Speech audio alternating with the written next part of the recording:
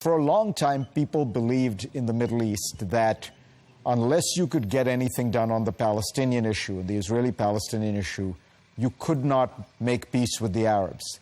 And actually what you did was reverse that, you and the Gulf states in a sense. What do you think changed? Was it that the Palestinian issue has just declined in importance for Arabs? Because there was a time, certainly when you go back to Nasser and people like that, where it was the central issue.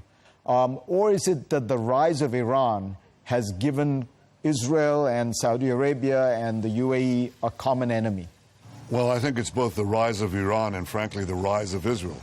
I devoted a good chunk of my life and all my adult life to enhancing Israel's military power, which could only be enhanced by freeing up its economy. So we have economic power. And the combination of the two gave us the third power, which is diplomatic power.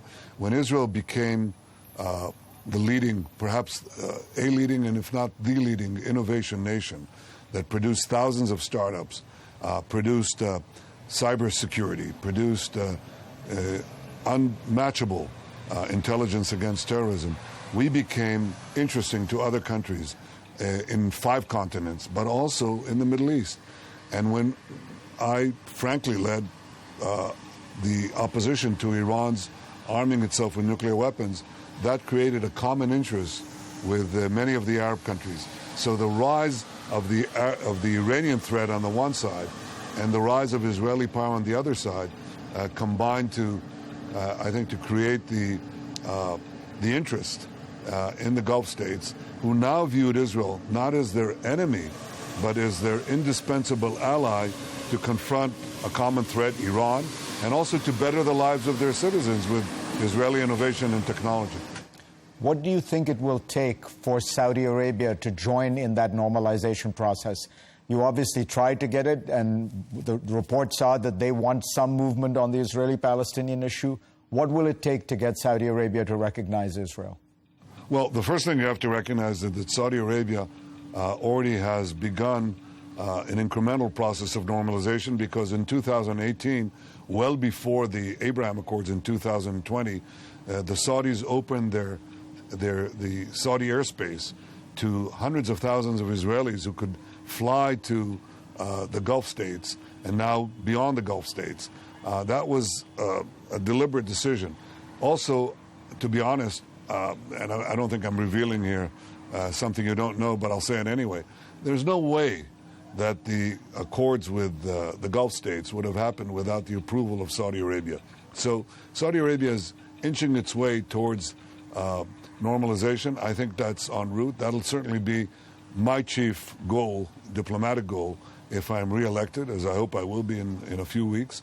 I think they have to have the confidence that Israel is continuing the policy of standing up to Iranian aggression, which threatens them not as much, but not much less than it threatens us. And I think they'll be assured of that if I'm re-elected. You don't think they will require any movement on the Israeli-Palestinian issue?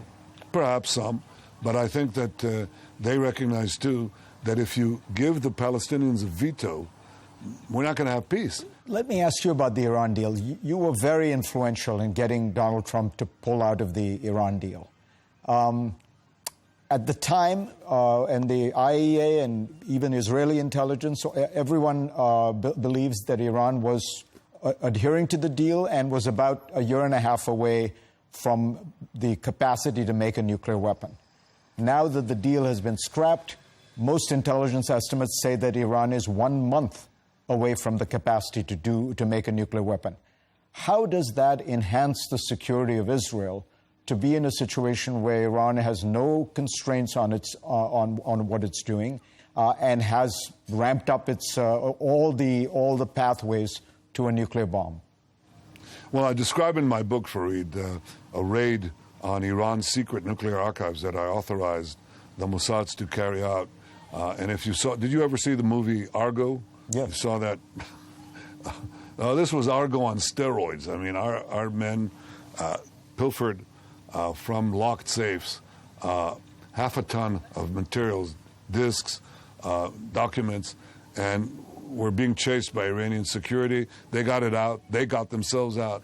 And when we looked at this material, we could see that Iran was lying, that it wasn't keeping to the agreement. In fact, we then went to the IAEA with 3 nuclear sites that they hadn't declared. So Iran was cheating. The deal wasn't protecting in any way. And yes, with a deal or without a deal, Iran would go forward to develop nuclear weapons.